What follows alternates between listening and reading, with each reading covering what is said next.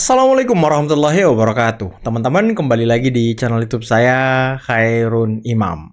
Gimana nih kabar kalian?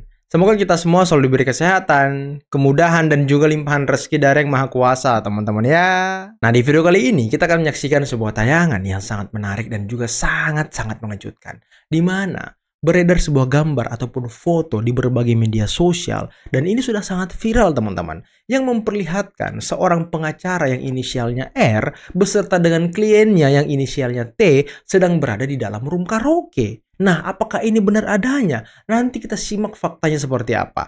Karena beredar juga nih sebuah rekaman suara dari Rizmon Hasyolan Sianipar yang menyebutkan bahwa mantan Wakil Presiden Republik Indonesia berada di balik kasus ijazah ini. Dan ini juga nanti akan kita cek seperti apa faktanya. Apakah benar demikian? Karena selain itu, saya mendapatkan informasi yang sangat penting buat kalian bahwa diduga nih, kuat dugaannya, sidang kasus ijazah Pak Jokowi yang ada di Polda Metro Jaya ataupun sidang Roy Suryo akan digelar di April nanti dan berkasnya akan P21 di Kejaksaan. Waduh, semoga teman-teman ya, semoga informasi ini benar. Dan juga tidak hanya Roy Suryo, Rizmon pun akan mengalami hal yang sama. Walaupun mungkin dia sudah restoratif justice, sudah damai dengan Pak Jokowi, mungkin nanti akan dapat SP3, status tersangkanya gugur, tapi di kasus ijazah Yamaguchi dia tidak akan lepas dan lolos dari jerat hukum. Dan kemungkinan di April juga akan diproses. Nah, nanti kita akan banyak mendapatkan informasi bagus nih di April. Semoga saja teman-teman ya,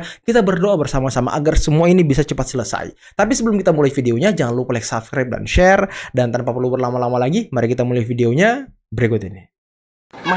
Waduh. Apa-apaan lagi ini? Apa-apaan lagi ini? Wah, ini bahaya sih teman-teman. Jujur ini bahaya sih. Ini bahaya teman-teman. Ini gambar yang beredar luas di berbagai media sosial, utamanya di media sosial TikTok. Tapi sebelum kita lanjut membahas foto ini, saya salvok dengan tulisan di layarnya, bintang di surga Peter Pan, mimpi yang sempurna. Asik. Tapi gambar ini teman-teman dibuat dari AI. Ini bukan peristiwa sebenarnya. Jadi jangan kita mudah terframing dan percaya dengan gambar-gambar seperti ini. Kita harus cek dengan detail gitu. Ini jelas-jelas AI. Lihat aja muka Refli Harun seperti itu ya kan. Ini bahaya nih. Jangan kita menyebarkan foto-foto seperti ini. Ini kan bisa saja merendahkan harkat martabat orang. Walaupun mereka biasa melakukan itu, tapi kita jangan ikut-ikutan teman-teman. Kita jangan ikut-ikutan dengan pola-pola mereka. Ini wah bahaya teman-teman. Ini saya harap yang menyebarkan video ini ataupun foto ini segera men-take down. Jangan sampai Anda terkena undang-undang ITE gitu ya kan. Dan sekali lagi saya katakan ini hasil AI. Jangan percaya teman-teman ya. Kabar mengejutkan datang dari pernyataan Rizmon Hasyolan Sianipar menyebut Yusuf Kalla terlibat dan ikut mendanai kasus ijazah Pak Jokowi dalam pernyataan yang disampaikan pada live channel YouTube. Saya Rizmon Hasyolan Sianipar dengan ini menyampaikan bahwa ada pejabat elit di balik tuduhan kasus ijazah Pak Jokowi, di mana Yusuf Kalla ikut terlibat mendanai Roy Suryo dan Tifa kurang lebih 5 miliar. Dan saya ikut menyaksikan pertemuan tersebut. Wow, ini tuduhan serius sih ini. Cuma lagi-lagi teman-teman, lagi-lagi ini suara hasil AI. Suara Rizmon disamakan dengan suara AI. Wah, ini disebarkan juga oleh orang-orang yang tidak bertanggung jawab. Ini bahaya teman-teman. Konten-konten seperti ini, video-video seperti ini, tolong jangan disebarkan. Jangan kita ikuti langkah-langkah pembenci Pak Jokowi, jangan. Jangan karena Rizmon sudah tobat dalam tanda kutip, terus kita memanfaatkan suara dia untuk menyebarkan hoax. Jangan sampai teman-teman, ini bukan suara asli Rizmon. Ini suara AI. Dan ya ini tuduhan serius kepada Pak Yusuf Kalla. Dan saya lihat sudah banyak yang mempercayai video ini. Saya harap kalian yang nonton video saya jangan percaya dengan video-video seperti ini teman-teman. Ini AI. Iya, Roy udah nggak bisa tidur lah, udah nggak enak tidur. Saya lihat dia udah sekali saya lihat ya, ketika tampil di televisi juga selalu Nggak ketika bisa tidur. narasumber lain diberikan kesempatan untuk berbicara, dia juga ikut berbicara. Nah, menurut saya ini sudah ada gangguan. Ya, ini sudah dugaan saya ada gangguan. mungkin di Gangguan apa tuh? secara mental ya sudah mulai terganggu lah ya. Makanya bisa saya simpulkan bahwa seseorang ini sudah tidak pada posisi normal lagi. Ya kan? Makanya selalu menyampaikan hal-hal yang sudah menurut saya terjadi kebalikannya. Ya kan? Contohnya ijazah asli dibilang palsu. Ya kan? Orang pernah kuliah di situ dibilangnya nggak pernah kuliah. Nah, ini kan sesuatu yang menurut saya kontradiktif. Bahasa-bahasa yang kontradiktif ini menurut saya sudah mengganggu secara mental. Pak Roy itu udah terganggu, sehingga dia memberikan saran-saran yang sudah sangat jelas, ya kontradiktif dengan apa yang kita lihat gitu loh. Jadi ya saran saya kepada Bang Roy, ini jarang-jarang loh saya ngomong kan. Saran saya ke Bang Roy, cobalah Bang Roy ya berdiskusi dulu dengan Dokter Tifa, apakah Bang Roy sedang kena gangguan mental atau bagaimana gitu ya. Nah di sisi Bang Roy kan ada teman bernama Dokter Tifa, ya kan, dokter yang secara keilmuan itu bisa mengetahui mental seseorang dan lain-lain. Jadi saran saya lebih baik Bang Roy konsultasikan itu kepada Dokter Tifa, ya kan, untuk memperoleh hasil. Oke. Tapi dengan kabarnya Dokter Tifa melakukan Nah, saya sebenarnya ya kalau memang itu jalan yang dipilih oleh Dokter Tifa, ya udah cepat-cepat lah Bu Dokter. Cepat-cepat Bu Dokter. Jangan nunggu lama-lama. Ikuti apa yang menjadi terbaik, ikuti kata hatimu. Jangan lagi terpengaruh. Ya kan, jangan lagi mengikuti arah jalan alur yang salah gitu loh. Ya kan? Kita manusia boleh salah tapi jangan berulang-ulang. Ya kan? Kalau sudah salah, Jangan berulang-ulang, kemudian ya kan? kita sadar bahwa itu salah, ya diperbaiki dong. Jangan dipertahankan salah itu. Nggak bagus kalau dipertahankan salah itu.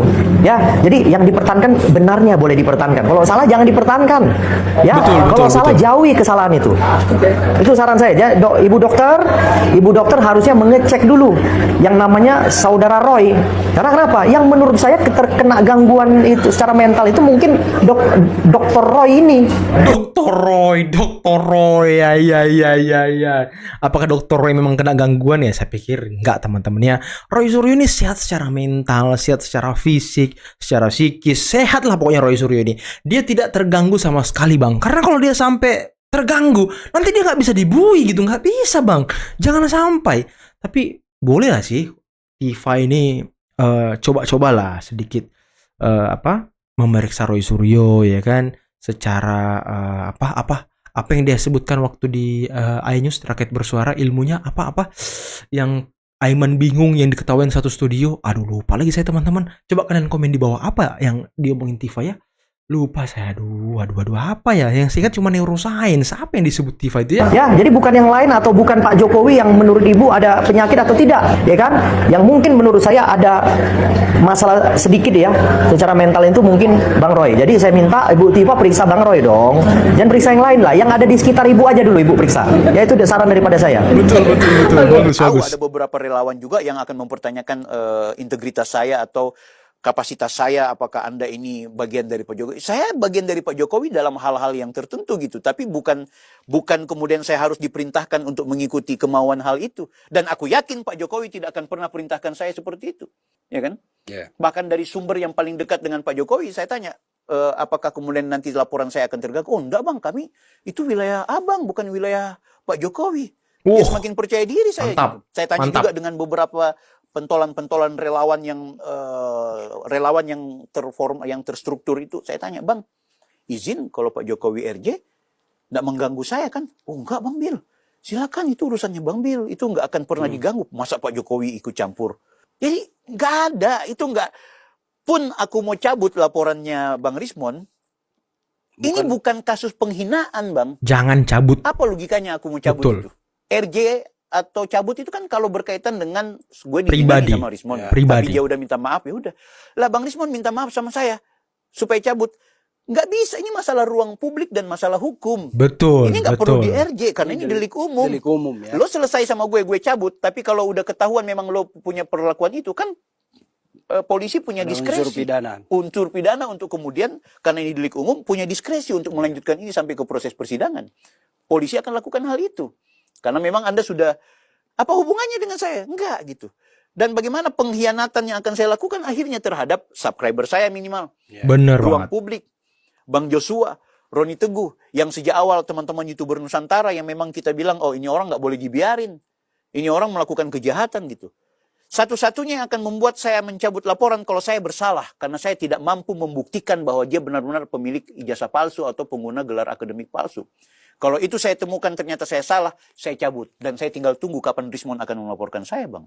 Oke. Petarung, Jadi saya petarung. anggap, minta maaf tanpa mengurangi rasa hormat saya kepada Petarung ini, beberapa Bos. relawan atau Bang praktisi Bil. hukum Iya. yang akan menilai Allah Bang Bil ini kan ternak Mulyono, anak buahnya Pak Jokowi. Ntar Pak Jokowi tinggal bilang. Tinggal bilang kan gitu. Selesai. Bagi saya itu pelecehan terhadap Pak Jokowi. Minta maaf. Yang kedua, Pak Jokowi akan terlalu jauh dan beliau tidak akan sampai ke wilayah itu. Beliau bukan tipe yang mau ngurusi, mengintervensi masalah. Bener hukum. banget. Yang Bener penting di banget. sini beliau tuh kaget loh Rismon itu mau RJ. Makanya kan dulu Pak Jokowi sempat bilang, ya urusan maaf memaafkan saya maafkan, tapi saya berharap lanjut. Karena dia tidak pernah terpikir dalam pikirannya Pak Jokowi, Rismon yang begitu menjadi tokoh dan pahlawan nasional yang menuduh ijazah Pahlawan nasional ya kan. mau datang RJ. Benar. Dan Benar. Pak Jokowi juga kaget kenapa Rismon Sianipar ini dilaporkan soal ijazah palsu. Kan gitu. Pak Jokowi itu kaget. Itu yang harus jangan dilupakan. Jadi saya minta maaf, pertama saya pastikan saya tidak akan pernah mencabut laporan itu dan saya Jangan pastikan Pak cabut, Jokowi Bang tidak Bil. akan pernah memerintahkan saya untuk mencabut laporan itu. Betul. Dan yang ketiga, Jangan cabut. ini semua udah urusan penyidik. Oke. Penyidik sedang berjalan gitu. Dan Iya. ini bukan kasus perkelahian. Tinggal minta maaf, Bukan, RJ. bukan Ini penghinaan. kasus pencemaran nama perbuatan baik. tindak pidana yang polisi punya hak diskresi untuk melanjutkan kalau memang benar-benar terbukti ya melakukan pelanggaran. Betul. Aku pikir Apalagi itu. mantan dosen ya kan?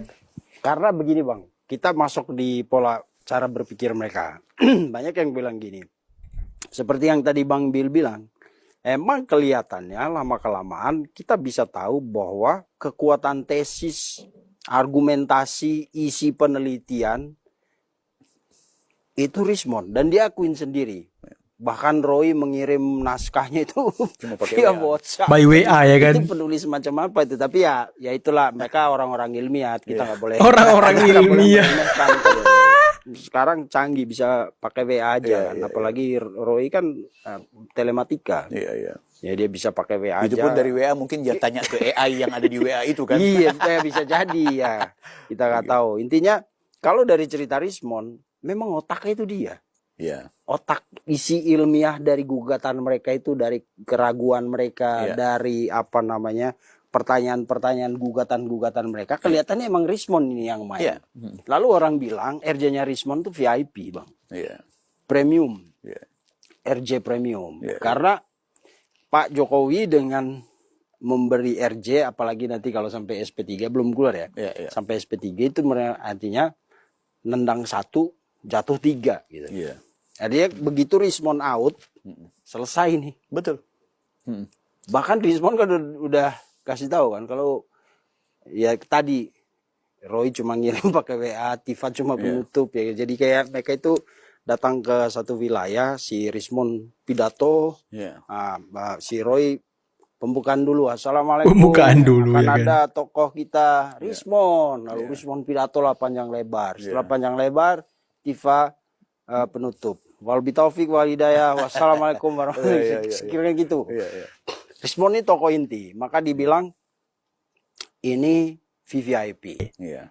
Ya semuanya itu saya lakukan atas dasar chemistry Apa chemistry saya lagi Bu terhadap Baret teman-teman ini, yang pada akhirnya kita mendapatkan info untuk selalu waspada dan hati-hati. Artinya di balik semuanya ini teman-teman yang sudah mengajukan restoratif justice atau yang disebut dengan RJ, informasi itu membuat saya terdampak juga, karena dari pihaknya teman kita seperjuangan Pak Roy Suryo juga Bu Tifa melihat hal seperti itu juga dikenakan dalam arti kena fitnah dalam arti yang sangat kecil sekali, dan itu sudah merupakan pakai teknologi namanya AI, bahwasanya apa yang telah disampaikan di videonya Rismon yang kemarin sudah melakukan RJ ke tempatnya Jokowi,